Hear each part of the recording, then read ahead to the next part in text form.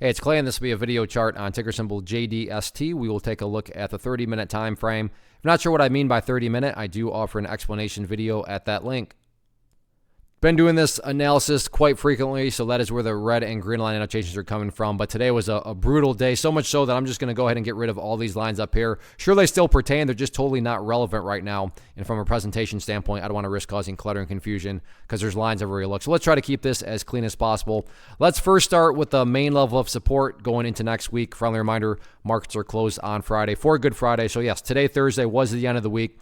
But going into next week, the key level to watch very closely, and this is not some sort of great discovery on my part, is at $1.58, and there's nothing fancy behind this logic at all, other than the fact of that's finally where the bleeding stopped on the day. I mean, the bleeding started with the gap down, and then even after the gap down, the price went down and down and down and down and down. And then, like I said, not only did it find some buyers there, but enough buyers to create a movement back to the upside. The problem with the movement back to the upside is it ultimately got rejected, and right back down it went. But when it went right back down, again, you can see it's still hanging right above that $1.58 mark. So that is definitely going to be a level that a whole lot of people will be watching and wondering about going forward in terms of whether that can hold as support or if the price is just going to continue on with the bearish downtrend here and push down to new lows. Now, on the flip side of thing, though, if the price does repeat history again and starts to bounce back upwards, where are these levels of resistance at? First key level right up here at $1.73. You can see $1.73 was the problem point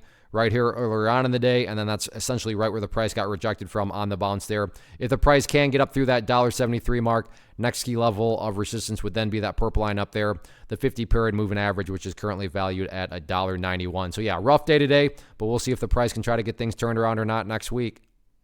First off, thanks so much for watching the entire video. Real quick, before you go, I want to invite you to a live webinar, web class, training, workshop, online event, whatever you want to call it, but it will be me live revealing to you what I've discovered that has allowed me to transform myself from being an employee to being my own boss, including how I had only one losing day out of 73 days in total. I'm going to cover 3 keys that have helped me unlock profitable consistency within the markets. The first key is super weird, but in a productive type of way. The second key is super awesome because it quite literally is wired into our DNA as humans, making it very easy to use. But in a cruel way, this becomes a pitfall for many traders. I'll explain it all though, including how to avoid the pitfall that it creates for some. And yeah, the third key, when you hear it, sounds way too good to be true, but it's not, and I'll show you how it all works. Then at the end, I open it up for a question and answer session that is, again, totally live. Even if you can't make the live session,